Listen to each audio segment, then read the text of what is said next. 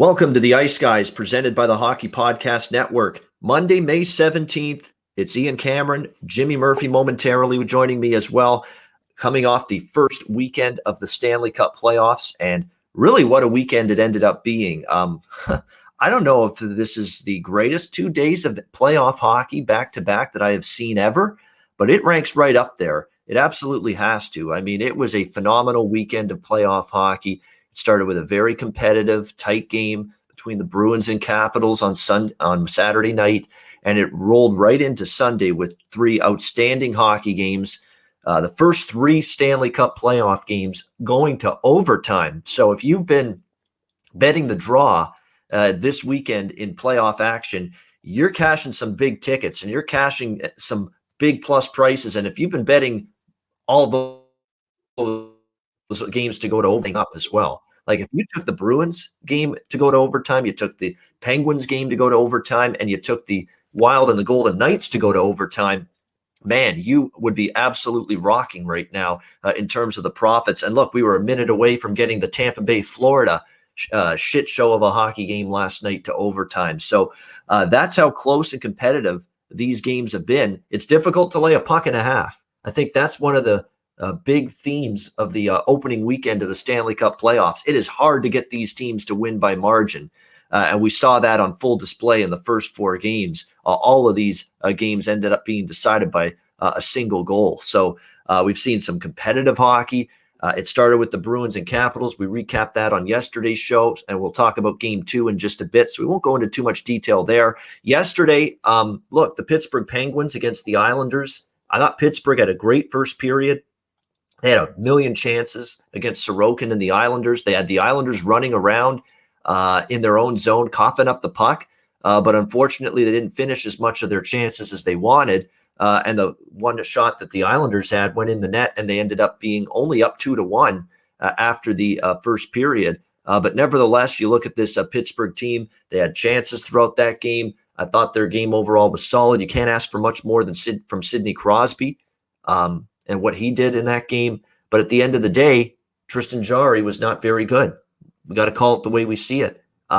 Multiple goals should have been stopped by him. The Islanders, give them credit. They saw a legitimate weakness, all right, a legitimate flaw in Tristan Jarry. And that flaw was that glove hand of his. He wasn't stopping anything, to his glove hand above his shoulder.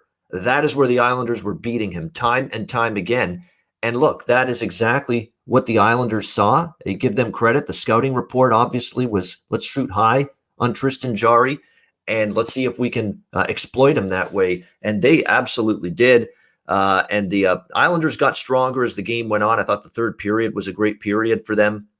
But if you're the Penguins, you certainly feel like you let one get away. And unfortunately, you just needed a little bit better goaltending. I thought Pittsburgh early in the game controlled the play. Second period was, I think, slight edge to Pittsburgh. The Islanders played their best period in the third. Overtime was back and forth. But at the end of the day, you just needed a little bit better goaltending, I think, if you're the Pittsburgh Penguins. And we've seen it already this weekend. Goaltending matters a lot in the Stanley Cup playoffs. So, again, no need to panic. One game doesn't make a series. That's the one thing I stress to everybody. You're so down in the dumps when you lose game one, especially when you lose in overtime in the fashion Pittsburgh did, the way Vegas did, the way Boston did. But one game doesn't make a series. There's a long way to go. It's a series of adjustments, series of figuring out what went wrong and correcting it the next time out. We'll see if Pittsburgh can do that. We'll go one by one with these games from yesterday. I will bring Jimmy in right now. Jimmy, welcome in. Hope you had a great weekend. What did you think of what we saw here with the Islanders and the Penguins yesterday? A lot to like for Pittsburgh, except the goaltending, unfortunately. And we got Jimmy muted. There we go. Jimmy. Hey, good way to start off the playoffs. Yeah, you know what? I think that the teams playing tonight have a lot to hold up to and follow after that. The bar has been set high right out of the gate here in the Stanley Cup playoffs. Just some great hockey all weekend. Yesterday was just like, a hockey fan's wet dream. I mean, it was just hockey porn left and right. It was great. It was just nonstop action, all one-goal games. Like you said, Pittsburgh did a great job, but you got to give credit where it's due. Sorokin was up to the task, and man, Paju, I was messaging with Melissa there, Melissa Cunningham, and I said, he's got to be one of the most clutch playoff players in the last 5 years, if you really think about it. Going back to his time with Ottawa, I mean, I remember him lighting up the Bruins in 2017, and then helping the Senators on to a nice run there to Game 7. Of course, they had Craig Anderson, who ironically finds himself back in these playoffs now. We'll get to that, but he's got to get some credit there too. And the Islanders played a ballsy game. Good for them. I don't think Pittsburgh has too much to hang their head on, except that I'd be a little worried about Tristan Jarry right now. And what do you do if he can't find it mentally? Is DeSmith the answer? I don't think so. So they could be in some trouble there if they can't solidify their goaltending issues. As for the series I'm covering there, the Bruins-Capitals, look, I'm not making excuses, because I'll get to why I think that the Bruins lost that game. But it was one of those games where it was just, there was some really odd bounces going on. Both sides, both teams had to deal with it. I also felt like out of all the games I've watched so far, that was the one game where two teams on both sides really struggled to get into playoff mode. I felt like they couldn't take it to that next level at certain points in that game. They couldn't just get their legs out under them. I mean, we know a lot of the Capitals are hurt. Ovechkin, ironically, was the only one who did it from the start to finish, and he's playing banged up. But it just felt like one of those games where at times they were stuck in quicksand. But as far as what the Bruins did wrong, look, I don't blame Tuukka Rask for any of those goals. I do think, this glove side is still an issue with them going up high on the glove side. But other than that, I don't blame him, really. I think that the one thing I'd do if I was the Bruins heading into this game is really come out and establish a forecheck. I thought they were unable to do that at crucial parts of the game, and especially in overtime. They're going to need to do that right out the get-go here. I think getting a first goal for them will be huge too. And then the other games, look, the Florida-Tampa Bay, or you know what, I'll start with Minnesota-Vegas. That was just an old-school goaltender's duel. And, for anybody that says that, hockey sucks because it's so low scoring, and what are we going to have all 1-0 games? You can give me that 1-0 game anytime, I'll take it. That was proof that a 1-0 game can still be exciting. I go back to when the Bruins won the Cup. They had that 1-0 Game 7 against Tampa Bay in the conference final. One of the most exciting games I've ever covered. I've seen plenty of those. And so that's nonsense that you can't have a good 1-0 game. That was a great 1-0 game, and I think it was a huge win for Minnesota. Congratulations to Terry. And then to the game last night, just a really awesome game. I mean, this was like back and forth, late 80s style hockey there going on, like the old Smythe division or something.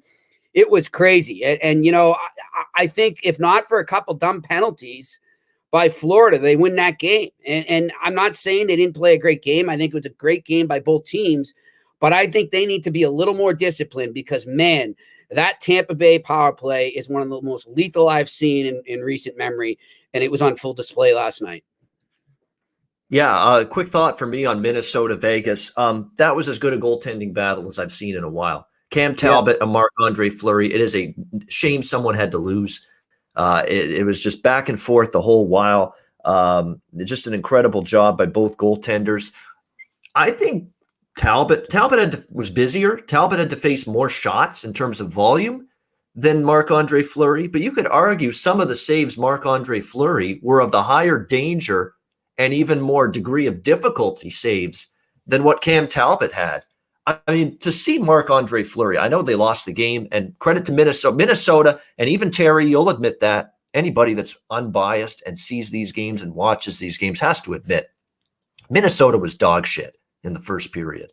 They were absolutely brutal in that first period. 20-5 were the shots in favor of Vegas. They did absolutely nothing in the period. They got hemmed in their own zone for that entire first period. And it was Cam Talbot that thwarted Vegas time and time again, kept them at bay, kept the game 0-0. And again, even in this early in the second, Vegas was springing it again to Minnesota. But then by the halfway mark of that game, the tide started to turn a little bit. Minnesota said, you know what, we've played absolutely brutal so far, and yet here we are scoreless thanks to Cam Talbot. Let's get our asses in gear. Let's play in the offensive zone a little bit more. Let's get our forecheck game going, which when Minnesota's got it going, it can be pretty tough to defend. We've seen that throughout the course of the season. And then finally, you saw them start to tilt the balance of play a little bit in their favor. And they started to get some chances finally on the Vegas Golden Knights and on Fleury.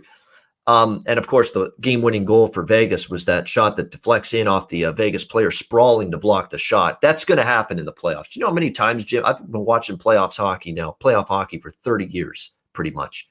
You know how many times I've seen, and it's with good intentions, your defenseman or your back-checking forward, all he's trying to do is the right thing, and that's block the shot, help his goalie out, do everything in your power to try to keep the puck out of your own net. And unfortunately, sometimes it's the right intentions, but it's a bad result, the wrong result, and it ends up hitting him as he's trying to block the shot. It changes direction on Fleury, and it goes in for Joel Eriksson-Ek's overtime winner in Game 1 for the Minnesota Wild yesterday. Tough to see it go in like that against Fleury, who had been brilliant. And for a guy that's now in his late 30s, has played a lot of hockey, to think that this is now an NHL record 15 straight seasons of playoff hockey for Marc-Andre Fleury, which was an NHL record for a goaltender, outstanding. And to see him at his age, he's had some injuries, he's had some setbacks, to see him make some of the saves he made yesterday, the lateral movement that he still has, Fleury, the windmill spinorama 360-degree spin save that he made in that game at one point yesterday. It was just wonderful to watch. I mean, just a guy that just battles and still can play and elevate his game to a high level at playoff time, even after all these years. Fleury showed he can do that. But obviously, look, Cam Talbot, I don't think he had to make some of the spectacular saves Fleury did, but he was on point. He was covering his angles. He was reading the play well. He was square to the shooter, most of the night. Whenever Vegas was trying to get those cross-seam passes going, especially on the power play, there was Cam Talbot reading the play, getting out beyond the blue paint, playing aggressive, which is what you should do if you're a goalie. It always bugs me when I see these goalies deep in the net. You don't give yourself the best chance to cut down the angle and give that shooter as little room as possible. And the way you do that is you play above the crease. You play above the blue paint. And I thought Cam Talbot did that throughout that game yesterday for the Minnesota Wild. He was terrific. I didn't realize Cam Talbot had the friggin' biceps going the way he did. He looks like he's worked on that in the offseason in his press conference there. I'm like, geez, he's been lifting weights, this guy. I remember him. He was as skinny as me, to be honest with you, at one point. Well, maybe not that skinny, but close to it at one point in his career. So he's obviously worked on his, his strength in his upper body a little bit. So give Cam Talbot credit. Great performance from him. It was just as good for Fleury, but unfortunately someone's got to lose in a game like that. 1-0. And again, Vegas did so many good things and they lose the game. I don't think you can panic if you're the Golden Knights. They played a terrific game, especially the first period in that game. And it ends up being, unfortunately, nothing to show for it for the Golden Knights. And I got to talk about Florida-Tampa, and then we'll get to today's card. But Florida-Tampa Bay, Jimmy, this is one of the best playoff games I've seen in years. I don't want to say forever because I've got to give it some thought if I'm going to say it's one of the best playoff games I've ever seen, because I've seen a bunch of classics.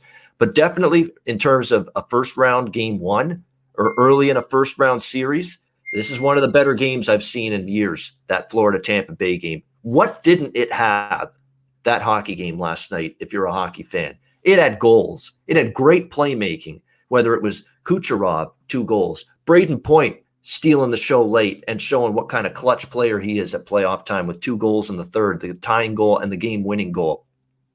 Barkov and Huberdeau making their case for being among the best duos in the NHL with some of the incredible plays. What Jonathan Huberdeau did in the third period, too, to try to will Florida in that game, tying the game, and then the go-ahead goal, 4-3. Are you kidding me with that pass? Are you kidding me with that assist? Behind the back, no look, and there it was, an easy tap-in goal for the Florida Panthers to make it 4-3. Unbelievable, sick display of skill and ability by Jonathan Huberdeau. Barkov was outstanding again. Carter Verhaeghe chips in against his former team. Florida did a lot of good things in this game. It had scoring. It had great goaltending at times from both guys, Bobrovsky and Vasilevsky. It had physicality. It had hits. It had scrums. It was nasty from start to finish. That game was played a lot at 4-on-4 because there were so many coincidental minor penalties for roughing, because of all the scrums after the whistle. It had everything. It was wildly entertaining. The pace of the game, it was breakneck, and it never relented. It was that way from start to finish. I mean, I think both coaches are going to try to want to get their teams to slow down at least a little bit in game 2 and moving forward. But last night, it was a blistering pace. It was trade chances back and forth. It was an incredible playoff game that had absolutely everything you could want. Physical play, big hits, big goals, big plays, some good goaltending, everything. Hatred, which was clearly on display from both of those teams last night. And I still think this series is going 7. Here's what I am concerned about, though, for Florida.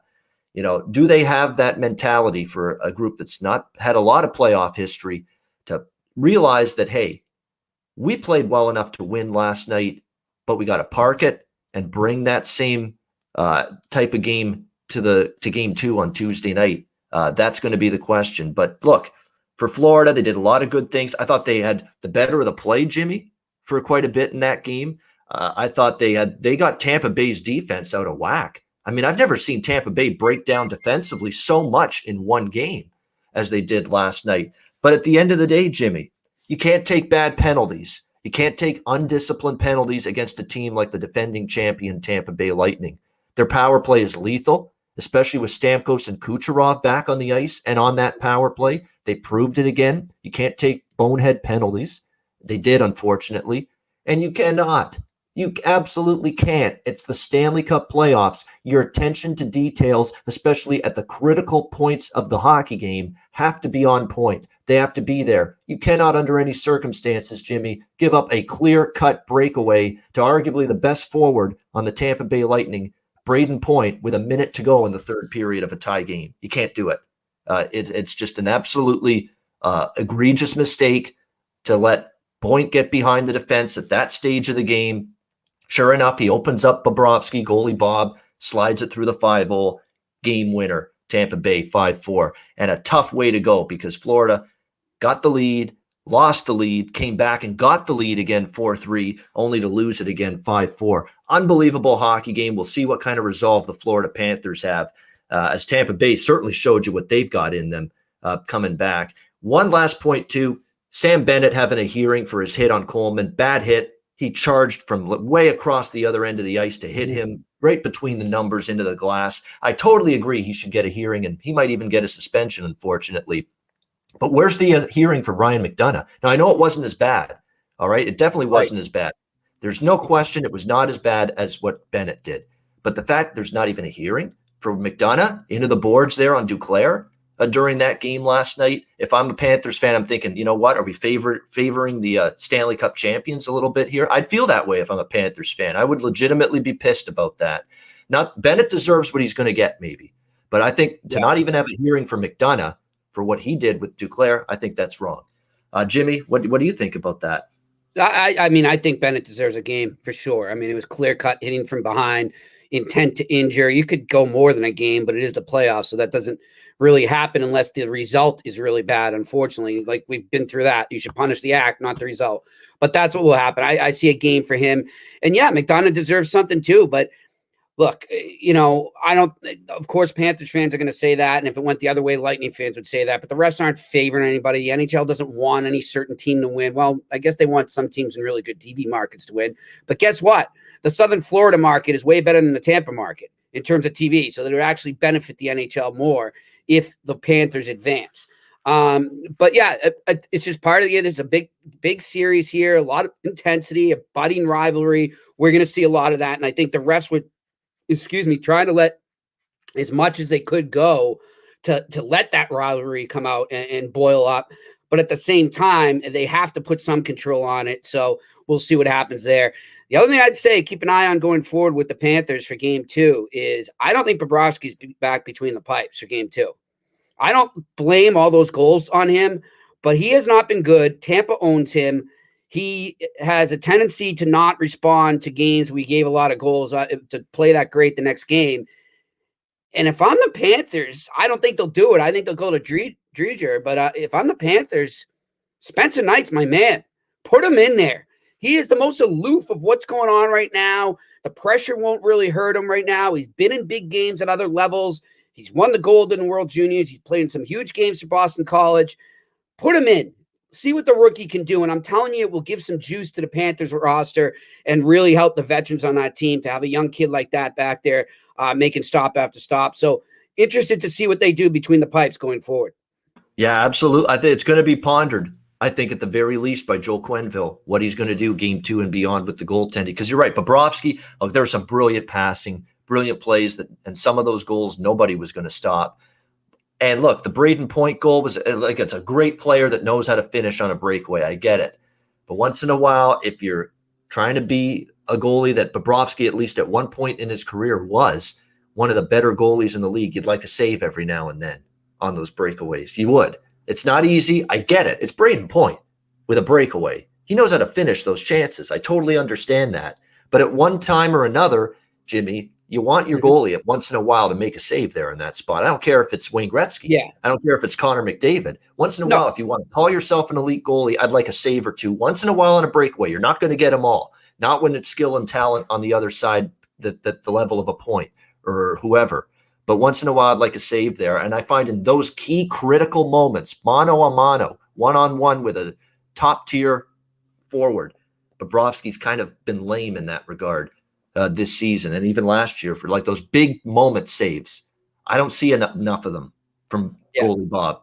And that's a concern. And I think it's something that's going to rattle around in Coach Q's head going into game 2 and beyond. That, do I go to Drieger? Do I give the rookie, the kid, Spencer Knight, a chance?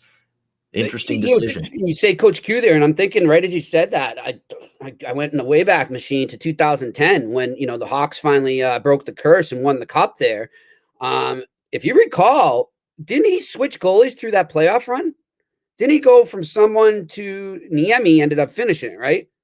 Was it Niemi that finished when they won the cup? I think it was. Yeah. Remember. Yeah. So, and I don't think they started that way. So he's proven in the past that he has no problem switching mid-series or mid-playoffs to another goalie and just riding the hot hand. So we'll see what happens with that. That's a good point by you there. I forgot. Sometimes I forget Coach Q's the coach of the Florida Panthers. It's still weird to me. Yeah, it is. I mean, it is. It's just we didn't expect. Well, not that we expected him to coach again, but we didn't necessarily expect it to be Florida. But he's a big part of why they've had a great season. Like he's a Jack Adams candidate. Yeah, we know he's just done a great job in these playoffs past. I'm terrible with remembering things from years. Not some things. You're right. You're right. Scott Darling. There's another guy that's been put in there in the playoffs for Chicago in the past. No question. They've changed things up from a goaltending standpoint. Now, obviously, Corey Crawford did most of the heavy lifting for them in those Stanley Cup years. But yeah, once in a while he would change it up, and they end up being going to the backup goalie just to see if they could shake things up. Before we get to today's card, because Melissa Cunningham, she's been on the show as a guest in the past. I think she'll be joining us for a little bit tomorrow night during the Betcast, which, by the way, great time to remind you, the Betcast, our first ever Ice Guys Stanley Cup Playoffs live Betcast Tuesday night, tomorrow night, 7:30 p.m. Eastern time. It's the Islanders and the Penguins game 2. It's the Lightning and the Panthers game 2, and it's the Golden Knights and the Wild game 2 tomorrow night. We'll be on the air 7:30, at least through the entire early games. I'm planning on staying until, at least a bit through the Minnesota-Vegas game when we bring in our Wild fanatic friend Terry Edelman onto the stream tomorrow night. But it's going to be a lot of fun. It's going to be live betting, watching the games, just kick back, relax, just a nice, cool pub atmosphere. Like we're just throwing back pints at the bar, shooting the shit, talking about the games, watching them, doing some live betting. I'll have my beer mug in hand, throwing back more than a couple tomorrow night on the show. So it's going to be a lot of fun. I mean, I'm looking forward to it. We're bringing on special guests that have been on this show before, viewers and listeners of the show. Anybody that wants an opportunity to be on the show and on the live stream with us Tuesday night during the show, you can have that opportunity. So it's going to be a lot of fun. It's going to be like bringing in the Ice Guys family. It'll be a lot of fun, and we're looking forward to it. But what Melissa said in the chat, I want to bring it up because I thought I heard it too. Tampa Bay, Florida game. Look, I think he's a good announcer, and he's going to be a good announcer. He's got a good announcer's voice. I'm talking about Alex Faust, who is the Los Angeles Kings television announcer locally there with Jim Fox. They do a pretty good job. He's going to be a good announcer in time, but he definitely was screwing up the goalies of the two teams last night. Yeah. He was calling Vasilevsky Bobrovsky, and he was calling Bobrovsky Vasilevsky last night, and it was the most bizarre thing. Like he knew what the goalies were, obviously, but he was just he called Bobrovsky Vasilevsky in that game last night. So it was funny. It's a rough mistake. It's a bad mistake. I get it, but we're human. I'm only human, born to make mistakes. We're all human, at the end of the day. I'm dating myself with 80s music there, but we're all born to make mistakes. But you're right, that was, and he kept, and that's the thing, Melissa, you're right, he did it more than once. He did it more. You think someone gets in his ear, the producer, or someone like, hey, Alex, you're getting these two goalies mixed up. You're fucking up here over and over again. You keep calling Bobrovsky Vasilevsky. Come on, man. Maybe somebody was trying to get him fired and they didn't want to correct him. Who knows? That's unfortunate. I think that's the biggest national TV assignment he's had. I don't think he's done playoff hockey for NBC or NBC Sports Network. Yeah, not yet. Yeah, and to see that happen to him, that's tough. That reminds me when I was growing up going to the old Bruins games at the Garden, at the old Boston Garden with my grandfather. He had season tickets forever, and so he introduced me to the game basically. So anyhow, long story short, when Glenn Wesley became a Bruin, a year into his tenure there, my grandfather just did not like his game, did not like Wesley at all. And we back in the old Garden, if you were close enough, you could hear the fans. Like you could hear word for word what they were saying. And every game he'd come out for a shift, and my grandfather, Wesley, get off the up. But then my grandfather, who had tickets when the 70s Bruins were playing, the old Bobby Orr days, they had a player named Eddie Westfall. And so when my grandfather started to lose it and go a little senile, he kept calling Wesley, Westfall, get off the goddamn ice. You suck. Get off the goddamn ice. So one season came along and he does this and he's doing it the whole game. And this lady behind, gorgeous lady behind us, she leans over and she goes, "Excuse me, sir. That's my husband and his name is Wesley. I don't care if you yell at him, but you got to get his name right." She didn't care that he was yelling at him. Yeah. She said, "Get Glenn Wesley's wife right behind us." Yeah. She's like, "If you're going to trash on him, at least get his name right, Yeah, she had no problem with him getting yelled at. That's the hilarious part. Yeah. I don't know if they're still married, but yeah, you got to wonder when you hear a story like that. Yeah. All right, great stuff. Let's get into tonight's card now. Boston and Washington. It's game 2. It's the first of the 3 games tonight. We got the Bruins -130 to -135 road favorites, total 5.5, shade to the under. Look, I'm lock, stock, and barrel on the Bruins already in the series, so I don't want to go nuts betting them in game 2, but it's obviously makes sense from a spot perspective that it's a Bruins spot tonight. They've been good in these bounce back situations. They've been absolutely outstanding in these kind of spots after a poor performance. It wasn't even that poor of a performance. I thought they played a solid road game. They just didn't shoot enough on a goalie coming in cold off the bench for an injured Vitek Vanacek the other night. They didn't put enough pucks at Craig Anderson. Jake DeBrusk can deny it. Anybody else watching that game or a Bruin player can deny it. That's what I saw. And anybody that saw it says, you didn't generate enough when you had the puck in the offensive zone. And when they did get shots on Anderson, Jimmy, there was no second chances. There was no rebound opportunities. They didn't get to those loose pucks in front. It was one and done offense that night from the Boston Bruins. And when you look at it from a Washington standpoint, look, a couple of their goals were a little fortuitous, as Jimmy mentioned. One bounces off the ice, off the skate, and then bounces up and over Rask. The second goal, third goal was the Nick Dowd deflection to win it in overtime. Not much you can do there in either situation if you're Tuukka Rask. Anderson is back in net. We wondered, because we know Vanacek's definitely out for at least tonight, if not longer, probably a little bit longer.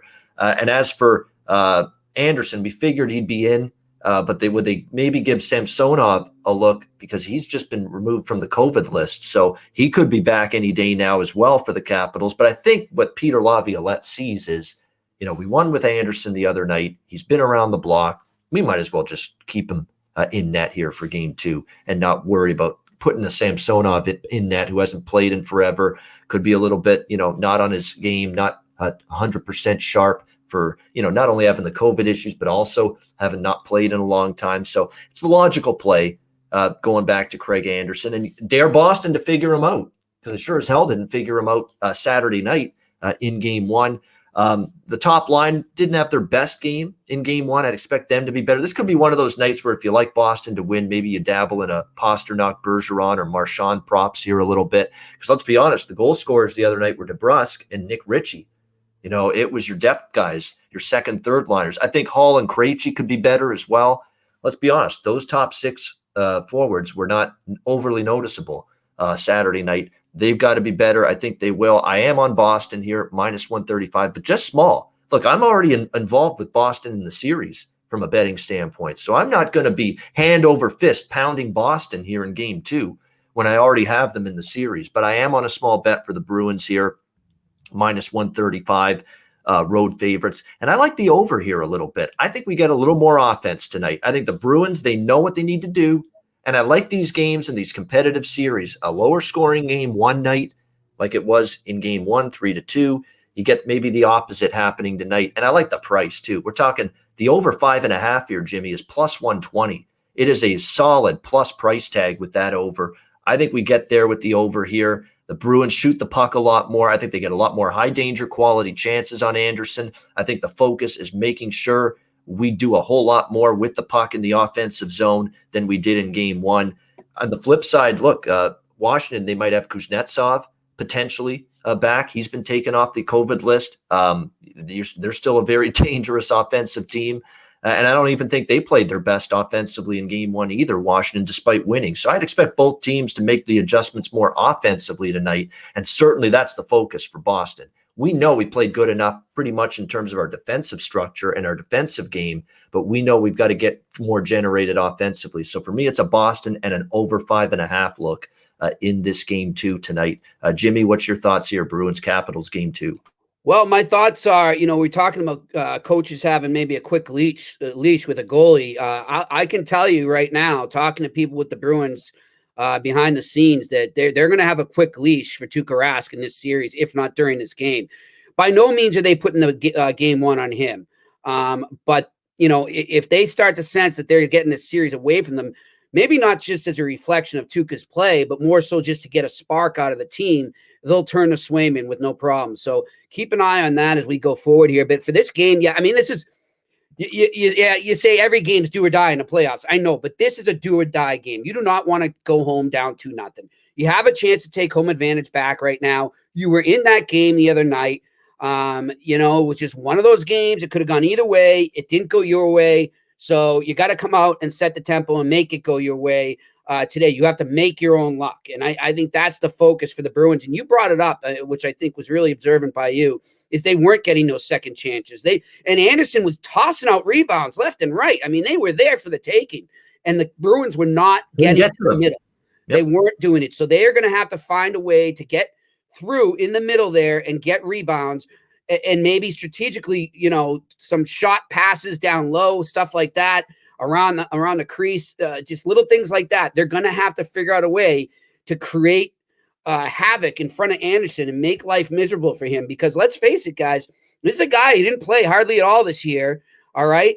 But he comes in, he gets that win. So obviously the cold part is gone. He's got some confidence now. And the more he succeeds within this game tonight, the more he stops, the more confidence he's going to get, and more importantly, the more confidence the team is going to get behind him and rally around him, because it's a great rallying cry. It's a veteran guy. He's the oldest goalie in the playoffs right now. This could turn into a great story for the Capitals and a real nightmare for the Bruins if they're not careful. So they got to come out really early, and that's why I like them in the first period a lot. You can get some good value still for them. Give me the Bruins in the first period, and then give me the Bruins in regulation to win this game. And I've also got some props for you guys. Brad Marchand had a horrendous game the other day, but we've been assured that he's not injured. Just one of those nights. And, look, the whole perfection line was off as well. I would go with the over. I'm looking at it on Bovada. You can get it over 2.5 shots right now at plus. Let me see. What do they have? Actually, it's a minus. It's at minus 114. But another guy, a sleeper on an over for shots that I think could really cash in would be Craig Smith. Because if you think about it on that line, Krejci and Taylor Hall, I think Hall's been more shoot first since he got here, but over the course of time, Krejci and Taylor Hall are actually pass first type people. So Smith is going to be the one to get the shot. And let's face it, if you're looking at that line and you're trying to prioritize which guy you got to focus on, I think Smith's in last place there. I think he gets the least focus. And that's, that's not a reflection of his play. He's a great top six winger, but it's just, the track record of the other two guys precedes him there. So I like Craig Smith to get over 2.5 shots, and I'm looking at it at plus 122. There you go. So Brad Marchand and Craig Smith over shots on goal for Jimmy. So a couple of player props there. I certainly like a couple of those guys, Pasternak and Marchand, sprinkle on the goal scorer prop as well. Might be worth a look as well tonight in this game. And definitely you look at it, Boston plus 120 in regulation. Jimmy liking that, as well as the first period money line with the Bruins minus 125. So there we go. Liking Boston early. The first period makes sense because you'd expect the teams lost the previous game. When do you expect their best to show up early in the game? Make a statement early. And so the Bruins first period might indeed be worth a look there. Expecting a good start from them tonight in this game. Yeah, it looks like, Samsonov is not the starter. Someone in our chat saying they think it must be Samsonov. No, it's Anderson. No, it's definitely Craig Anderson. It is Anderson. Samsonov's not quite ready. He's still getting up to speed. He just cleared. He's even going to back up because they called up for Fucali, didn't they? Yeah, I don't think he's even dressing tonight. Yeah, I'm pretty sure Fucali is the backup there. Oh, Phoenix Copley. Phoenix Copley. Okay. There you go. Phoenix Copley is backing up. This guy was in Arizona. Third guy, and then Samsonov's not even dressing. Yeah, exactly. Same with Kuznetsov. He's not ready yet. And for Melissa Cunningham there, sorry, but Pasta is he's taken, longtime girlfriend, and a baby on the way. Yes. Good stuff. Yeah, Kuznetsov. It was on the ice yesterday ahead of practice. Not available for a few more days. So he's not going to play tonight, Kuznetsov. Maybe game 3 when the scene shifts to Boston. Nashville and Carolina now. Next game 1 of this series getting underway. Carolina, look, there's Nashville money coming in. This was minus 180. It's minus 160 now on Carolina. The total 5.5, depending on where you look. And look, I said this when we previewed this series, Nashville and Carolina. If Nashville's going to win a game, it could be game 1. Because Carolina hasn't played meaningful hockey in a while. They had some guys resting in the final couple games of the regular season after they clinched the Central. Nashville riding the high and the momentum of getting into the playoffs, beating Nashville twice down the stretch, or beating Carolina, I should say, twice down the stretch of the regular season, although those games didn't mean jack to Carolina. But nevertheless, Nashville with a little bit more, they've been playing that playoff style hockey for a while now, this Nashville team. So I think people get a sense of that going into this game. It's Alex Nedeljkovic confirmed in net here tonight for the Hurricanes. Not at all a shock. Jimmy talked about it. I've talked about it. He's earned it. He's been great in between the pipes all season long for the Carolina Hurricanes. So to see Alex Nedeljkovic get this first start for the Carolina Hurricanes in game 1 tonight, it doesn't surprise me in the least. He's earned it. All I will say about Nashville tonight, as someone that likes Carolina in the series, and I mentioned liking Carolina minus 1.5 games. That is the bet I made, minus 1.5 games, so that Carolina wins in 6 games or less. I cashed that ticket. I think they can. But if there's one chance for Nashville maybe to steal a game, it's tonight. And if it doesn't happen tonight, it could be a quick series here in favor of Carolina. But there is an opening here. Saros has been rested. He played good down the stretch. Nashville, you could see them, already playing these must-win, high-intensity, high-pressure games to get into the playoffs where Carolina's essentially been coasting for a while. So tonight could be a night for Nashville to step up, rise up, and maybe steal a game. I think and you said it, Jimmy, as well, and I think you're spot on. I'm not betting against Carolina in this series at all. But tonight is not the night that I'm going to be on Carolina either. So that's the way I look at it from a side perspective, because I do fear this is a little bit of an advantageous spot and situation for the Nashville Predators. Now, the question is, can they take advantage of it when I still feel that they're the inferior team here in this series? That's the big question. We'll see if they can take advantage of it. But you look at their lineup going in to this series overall, Nashville, they're finally got pretty much all hands on deck coming into this series. They're as healthy as they've been all season. That is definitely a benefit. for the Nashville Predators going into this series. It looks like Jacob Slavin as well, by the way, for Carolina, game time decision. And talking about an unbelievable defenseman, which is absolutely huge if he doesn't play. Rod Brind'Amour's been saying, I think he's going to play. I'm hoping he's going to play. We expect he's going to be ready. But now we're looking, maybe we're going to see what he's like taking the pregame warm-up before Jacob Slavin gets confirmed in. And that would be a detrimental loss because, they have a great deep blue line, but he's on the top pair and one of their best shutdown defensemen. So they could miss him a little bit tonight. At the end of the day, I think this series goes to Carolina because, look, Aho, Svechnikov, Trocheck, Teravainen, Marty Netchash has had a breakout year, Niederreiter. They're big top forwards, top 5-6 forwards. I trust them a whole hell of a lot more than I trust Johansson and Arvidsson and Duchesne. Can we find these guys with a telescope half the time? No, on the ice? No, we cannot. And that's the issue. These guys are not consistent. They're not always big-time playoff game breakers. Carolina's guys, I think, have shown the ability that they can be that. The 1 through 6 Carolina blue line is stronger than Nashville. After Ellis, after Yossi, after Ekholm, there is a drop-off in Nashville's blue line. And I think in goal, as good as Saros has been, Nedeljkovic can match him, if not even more. So again, this is a conflict game for me from a side perspective. I'm on Carolina in the series. I think they win this series. I don't know if they win game 1 tonight, and I'm certainly not laying a price with them, but I'm not taking Nashville either. What I am on in this game is the over. All right, it opened 5. This could be a game where, and Nashville did play a little bit more, not wide open, but they did score. I could see Carolina, especially if Slavin doesn't go, that hurts the blue line a little bit. They could give up a few more chances, a few more shots, a few more quality. You're only talking about 5 being the total. Carolina offensively is certainly more than capable. There are a couple 5s. I'm seeing it shift to 5.5 in a lot of other books. So shop around. If you like the 5 at -135 or -140, shop around, see if you can find it. Even if 5.5 is all you can get, I would still endorse it. The over, because you could see as well with Carolina not playing a meaningful game in quite some time. You could see sloppiness with the puck. That is very real that we could see a little bit of that from Carolina. Normally, they're not a turnover machine. Usually, they do not commit turnovers. They force turnovers. They don't normally commit them. But when you've been out of the loop for a while, not playing important, meaningful games for some period of time, you could see some out of sync turnovers and some sloppy defense at times tonight from Carolina. I'll warn Nashville right now. You don't win tonight, you could be going home in 4 straight. This is a game you got to get tonight. This is from a spot perspective, this is probably as vulnerable as Carolina is going to be all series. Let's see if the Predators can take advantage of it. So my only bet pregame is over 5 in this game. Jimmy, your thoughts on Hurricanes Predators? Yeah, this reeks to me of a sneaky upset for the Nashville Predators. I don't think they win the series by any means.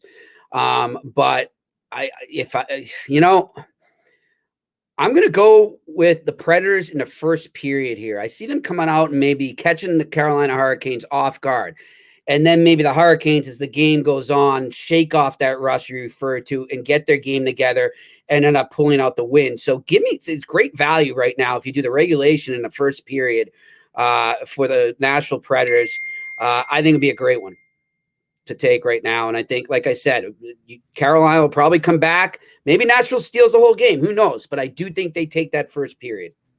There you go. Nashville plus 135 first period for Jimmy Murphy. Thinking they got, and he's on Boston in the first period as well. So a couple of first period bets. I'm on a first period. You can actually get it if you do the 3-way in. You could get it at plus 240. Oh, you're looking at the -0.5 goal. Yes. Sorry, my bad. Okay, to actually lead after the first period because plus 135. That means if it's tied, you at least get a push. You get your money back. Yeah, you're looking to lead after they will lead after the first period. That's my prediction. Oh, right. Well, we'll give you that. All right. Official bet. Nashville -0.5 goal plus 240 first period. So there we go. Nashville to lead after the first period of this game. And you're right. I think this is Nashville's got some situational advantages. There is no question about that going into this game. The question is, are they good enough? And will Carolina be poor enough for a team that doesn't play a lot of poor hockey very often? Carolina. Can they be good enough? Can Carolina be shaky enough for Nashville to take advantage of it? All right, final game, St. Louis Blues, Colorado Avalanche. We've got the Colorado Avalanche now. We're looking at them currently in this game as a minus almost 300 now, minus 290 to minus 300 favorite here in game one. Total 5.5 shaded to the under. And look, the St. Louis Blues already had an uphill battle. They do have guys that were there on this team winning the cup a couple of years ago. That's going to help, but they already had an uphill battle, Jimmy. And now you look at this injury report. It's ugly. It's very, very scary for St. Louis. Like, you're already without Gunnarsson on the blue line the entire rest of the season, and he's one of your better shutdown defensemen. Mm-hmm. Their defense has not been the same since then. And now you got to deal with Colton Parayko, injured yet again for the St. Louis Blues. He didn't play last week. He's dealt with an upper body injury down the stretch. He had a back injury earlier this year.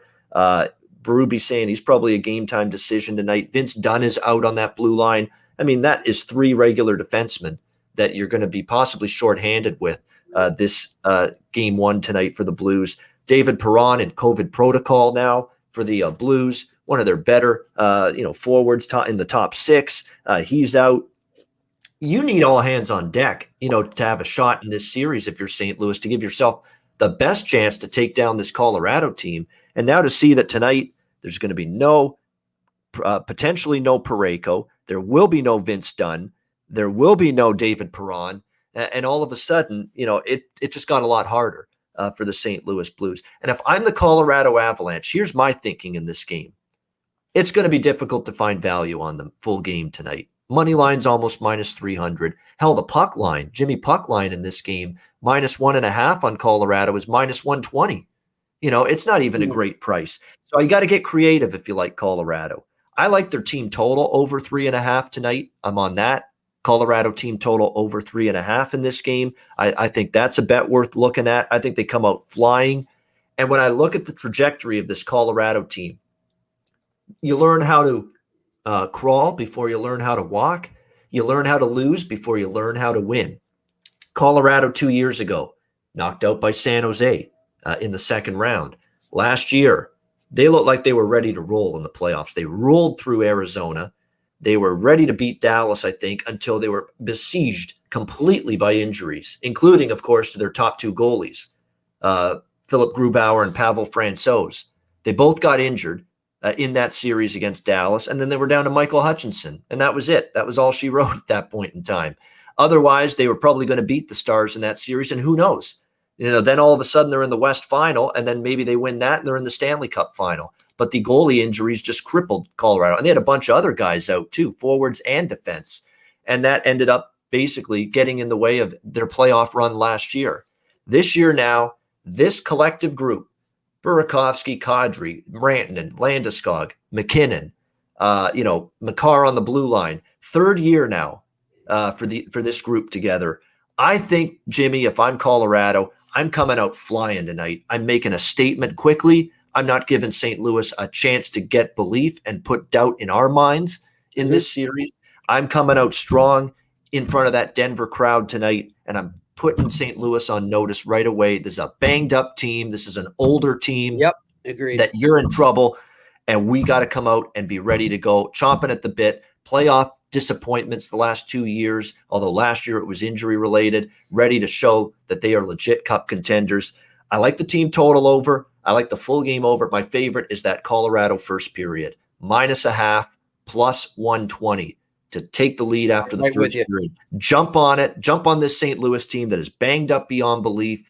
Work them over with your skill, with your ability, with your puck movement. St. Louis can't defend speed this year like they have in years past. They cannot defend against quick puck movement that gets the puck moving cross seam, wing to wing, across the ice before the defense gets set up. And look, Jordan Binnington was average this year. This was not a great season for Jordan Binnington, and Colorado, I think, had some success against him throughout the course of the season. I'm not necessarily trusting him with a banged-up blue line in front of him going into this game tonight, potentially, especially if, now it's not confirmed, but there is at least a chance Colton Parayko is not playing tonight for St. Louis, and that is a gigantic impact loss if he doesn't play tonight for the St. Louis Blues. So I'm on a couple of things here. Probably the smallest bet is the over 5.5. I got a little more on the team total for Colorado, in this game, which is 3.5 minus 115. And I like the best one of all to me is that first period puck line. Colorado minus a half goal plus 120. Jimmy, what do you think here? Blues, Avalanche. I'm with you. I'm going to do the minus a half goal in the first period for sure. I like the team total over as well for Colorado. And that'll be it for me. And I'm with you. I think everything you said there makes a lot of sense. I do think they come out and set the tone early. And I want to see every goal that Colorado scores. I want them to go over to the St. Louis bench and talk shit to Ryan O'Reilly, who said that they will beat the Colorado Avalanche. Thinks he's Mark Even bulletin board material too. Yep. Yeah. Yep. What do you, dude? You're an idiot. Like if the series was tied or they were down 3-2, whatever, you don't start talking that trash in game one. It just like you need to give Colorado any more reason to win here other than what they are as a team and how much far superior they are than you. And now you say that just a dumb move by Ryan O'Reilly. And yeah, I know he won a Conn Smythe and a Stanley Cup, credit to him, but obviously things didn't go well for him there in Colorado.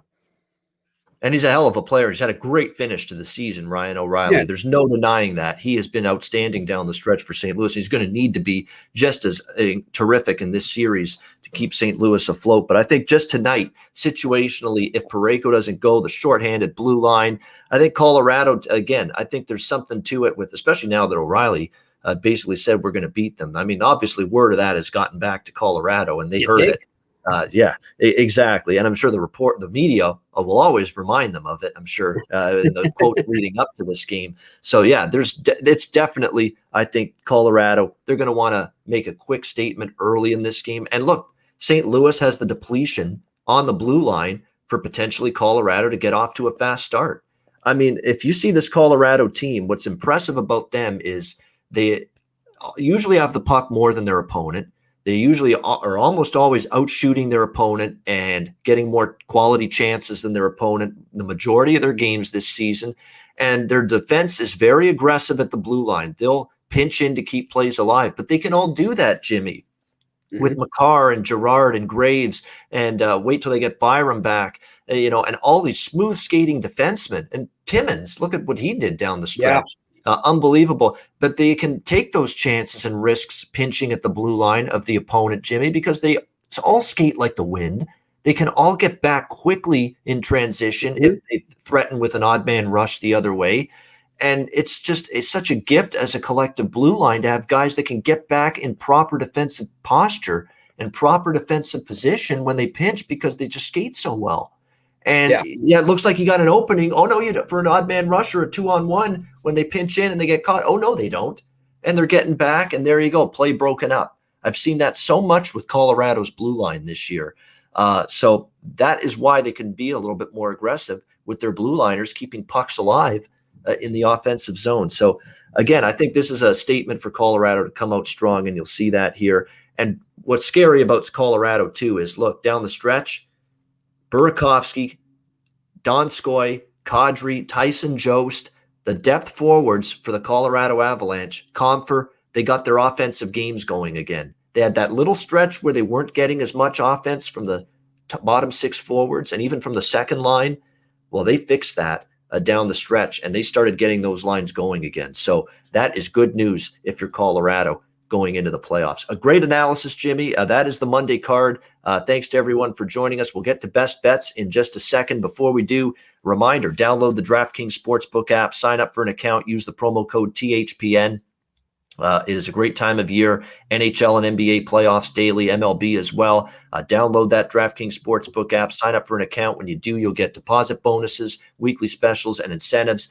Download that DraftKings app, sign up for an account, use the promo code THPN. All right, it is time for best bets. Before we get to them, a reminder, BetCast tomorrow night, 7:30 p.m. Eastern. We're looking forward to it. If you want a spot on the live stream with us, with me, with Jimmy, with hopefully Alex, Alex is not with us today, so we give him one more day to get his ass in gear and be feeling good again tomorrow night for not only our regular show, but the live show as well.